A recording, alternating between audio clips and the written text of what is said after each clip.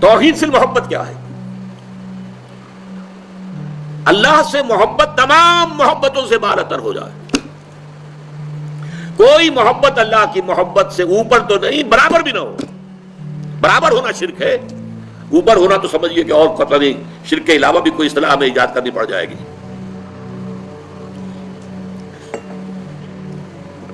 سورہ بقرہ میں فرمایا وَمِنَ النَّاسِ مَن يَتَّخِذُ مِن دُونِ اللَّهِ أَندَادًا يُحِبُّونَهُم كَحُبِّ اللَّهِ وَالَّذِينَ آمَنُوا أَشَدُّ حُبًّا لِلَّهِ. لوگوں میں سے کچھ ایسے بھی ہیں جو اللہ کے سوا کچھ ہستیوں کو محبوب بنا لیتے ہیں، اللہ کا مد مقابل بنا کر ان سے وہ محبت کرنے لگتے ہیں جو اللہ سے کرنی چاہیے تھی. وَالَّذِينَ آمَنُوا أَشَدُّ حُبًّا لِلَّهِ، اور جو واقعتاً اہل ایمان ہیں وہ شدید ترین محبت کرتے ہیں اللہ کے ساتھ. تو قرآن یہ نہیں کہتا کہ آپ والدین سے محبت نہ کریں، کرو، لیکن والدین کی محبت اللہ کی محبت کے برابر نہ ہو جائے، اس سے بڑھ نہ جائے. اولاد سے محبت کرو، اولاد کی محبت اللہ کی محبت سے بڑھ نہ جائے. دیکھیے یہ محبتوں کا امتحان ابراہیم سے اللہ نے کیسے کیسے لیا تھا. وَإِذِ ابْتَلَىٰ إِبْرَاهِيمَ رَبُّهُ بِكَلِمَاتٍ فَأَتَمَّهُنَّ قَالَ إِنِّي جَاعِلُكَ لِلنَّاسِ إِمَامًا. کیسے کیسے امتحانوں میں سے پاس ہونے کے بعد پھر وہ مرحلہ آیا کہ اللہ نے فرمایا ابراہیم میں تمہیں تمام نوع انسانی کا امام بناتا ہوں.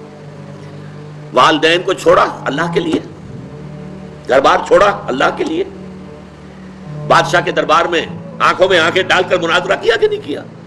بادشاہ جو ہے وہ مرعوب نہیں کر سکا. فَبُہِتَ الَّذِي كَفَرَ، بلکہ جو مناظرہ ہوا ہے تو بادشاہ جو تھا نمرود وہ مبہوت ہو کر رہ گیا. اپنی جان کو اللہ سے، اللہ کی محبت سے زیادہ نہیں سمجھا. آگ میں کود گئے کہ نہیں؟ بے خطر کود پڑا آتش نمرود میں عشق. عقل ہے محو تماشائے لب بام ابھی. پھر اپنے ملک کی محبت پر اللہ کی محبت کو ترجیح دی، ملک چھوڑ دیا، ہجرت کی. آخری امتحان جو لیا ہے، آخری امتحان جس سے کڑا امتحان ہو نہیں سکتا. 100 برس کی عمر میں وہ 13 برس کا بیٹا جو دعائیں مانگ مانگ کر اللہ سے لیا تھا، اکلوتا بیٹا، حکم آیا ذبح کر دو اسے. یہ ہے سب سے بڑا امتحان. 100 برس کا بوڑھا انسان اور بڑی دعائیں مانگ مانگ کر بیٹا لیا. 87 برس کی عمر میں حضرت اسماعیل کی ولادت ہوئی ہے. اب 13 برس کے ہو گئے ہیں. فلما بلغ معه السعي، جب بھاگ دوڑ کے قابل ہو گئے. 13 برس کا جوان بچہ جو ہے باپ کا دست و بازو بن جاتا ہے، بھاگ دوڑ. اس لیے آتا ہے نا کہ ابراہیم اور اسماعیل دونوں تھے جو بیت اللہ کی تعمیر کر رہے تھے. وَإِذْ يَرْفَعُ إِبْرَاهِيمُ الْقَوَاعِدَ مِنَ الْبَيْتِ وَإِسْمَاعِيلُ، اس اسماعیل کے بارے میں انی ارا فی المنام انی اذبحک فانظر ماذا تری. اے میرے بچے میں دیکھ رہا ہوں خواب میں، بار بار یہ خواب آ رہا ہے کہ میں تمہیں ذبح کر رہا ہوں. اور اس کے لیے چھری پھیر دی. یہ تو اللہ تعالیٰ نے جو ہے قد صدقت الرؤیا انا کذالک نجزی المحسنین، اللہ تعالیٰ نے کہا بس بس امتحان ہمیں لینا تھا، وہ امتحان پورا ہو گیا. یہ ہے محبت، توحید فی المحبت.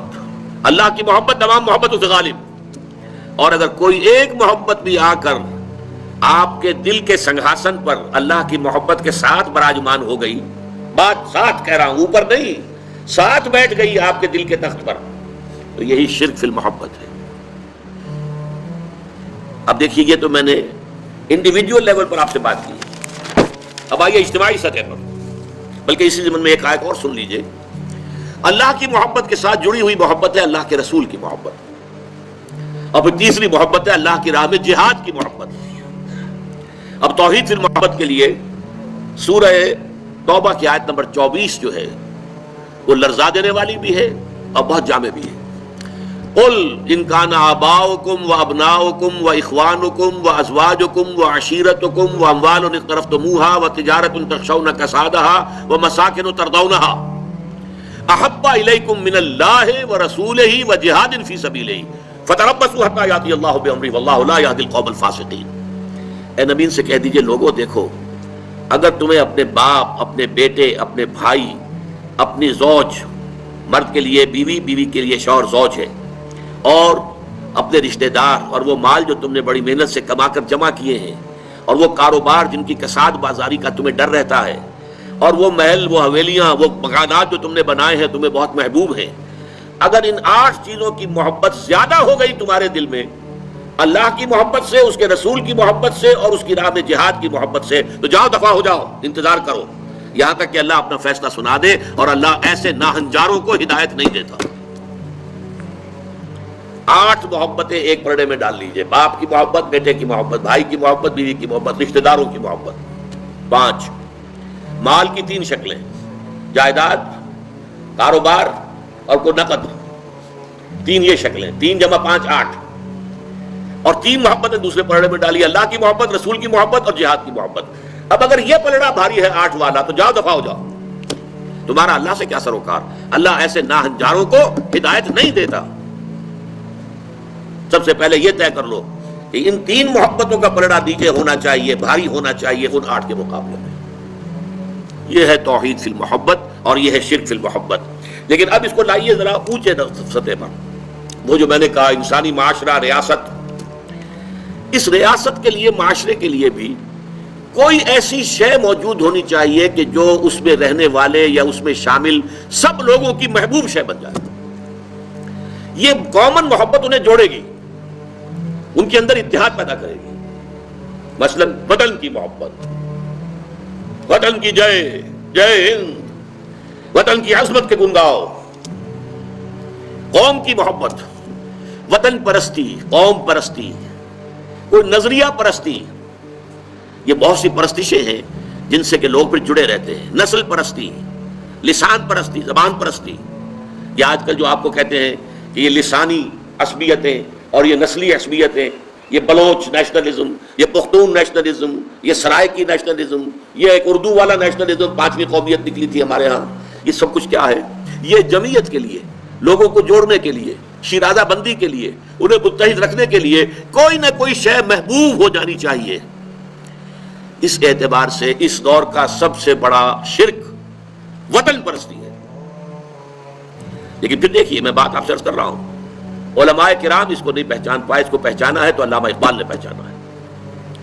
اس دور میں اور ہے، جام اور ہے، جم اور، ساقی نے بنا کی روش لطف و ستم اور، تہذیب کے آزر نے ترشوائے صنم اور، مسلم نے بھی تعمیر کیا اپنا حرم اور، ان تازہ خداؤں میں بڑا سب سے وطن ہے، جو پیرہن اس کا ہے وہ مذہب کا کفن ہے.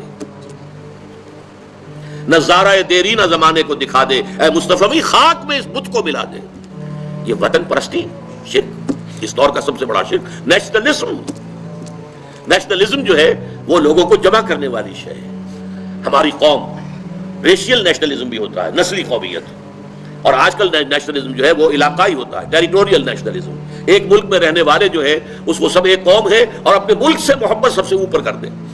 یہ ہے در حقیقت علامہ اقبال نے جس کو کہا کہ وطن ایک تو ہے وطن سے محبت ہونا، وہ ٹھیک ہے، حب الوطن من الایمان حدیث ہے.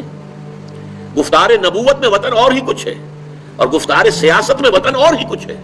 وطن جب آتا ہے ایک پولیٹیکل کانسیپٹ کی حیثیت سے وہ معبود بنتا ہے. اس معبود کی ایک نماز ہے. آپ کھڑے ہو جاتے ہیں، ترانہ پڑھا جا رہا ہے اور آپ کھڑے ہیں، جھکے ہوئے، سر جھکا کر کھڑے ہیں. یہ قنوت جو ہے یہ کس کے لیے ہو رہا ہے؟ وطن کے دیوتا کے لیے ہو رہا ہے. وطن کے دیوتا کا ایک اور ہے سلامی، جھنڈے کو سلامی دی جا رہی ہے. جھنڈا وہ علامت ہے آپ کے وطن کی. آپ کے علم میں ہوگا، میں اس ترانے کے پڑھے جانے کے وقت کھڑا نہیں ہوتا، اور اس سے بڑی کنٹروورسیز بھی ہوئی ہیں، مجھے بڑی تلخ باتیں بھی سننی پڑی ہیں. لیکن میں یہ سمجھتا ہوں کہ در حقیقت یہ وطن کی نماز ہے، وطن کی حمد ہو رہی ہے، وطن کے اور ترانے گائے جا رہے ہیں. در حقیقت یہ اجتماعی سطح پر پولیٹیکل سائنس کے اعتبار سے آج وطن جو ہے وہ جو ہے ایک معبود کی شکل اختیار کر گیا.